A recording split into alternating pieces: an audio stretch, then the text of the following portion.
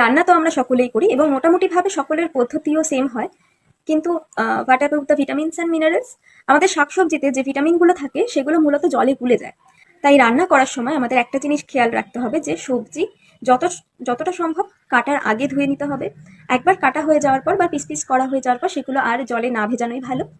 আর অনেক সময় আমরা সবজি অনেকক্ষণ জলে ভিজিয়ে রাখি যাতে সবজিতে যে সমস্ত রাসায়নিকগুলো মেশানো হয় সেগুলো যাতে বেরিয়ে যায়।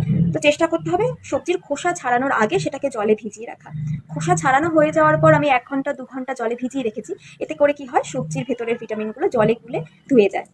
যেমন বাঁধাকপি, পেঁপে, পেঁয়াজ কলি, গাজর এই ধরনের সবজিগুলো যেগুলোর মূলত বাইরেই ময়লা থাকতে পারে, ভেতরে কোনো ময়লা থাকার সম্ভাবনা নেই, সেগুলোকে আমরা কাটার আগেই ভালো করে ধুয়ে নিয়ে কাটতে পারি। বাঁধাকপি ধরুন, ভালো করে পাতাগুলোকে, বাইরের দিকের পাতাগুলোকে ঘষে ঘষে ধুয়ে নেওয়া হলো, কিন্তু আমি যদি বাঁধাকপি কুচিয়ে ফেলার পর সেগুলোকে গামলায় ভিজিয়ে রাখলাম 1 ঘন্টা, তারপরে সেগুলোকে ছেঁকে নিলাম, তাহলে কিন্তু ওর নিউট্রিশন সব জলেই ধুয়ে গেল। হ্যাঁ, কিছু কিছু সবজি আছে যেগুলো ভেতরেও ধুতে হয়, কাটা হয়ে যাওয়ার পরেও ধুতে হয়, যেমন আলু, ফুলকপি, এগুলোর খাঁজে খাঁজে ময়লা থেকে যায়। এই কিছু কিছু সবজিগুলো ছাড়া যেগুলো মোটামুটি ভেতরে ময়লা থাকার কোনো সম্ভাবনা নয়, সেগুলো কিন্তু কাটা হয়ে যাওয়ার পর আর ধোয়া যাবে না, তাহলে তার ভিটামিন কন্টেন্ট কমে যাবে।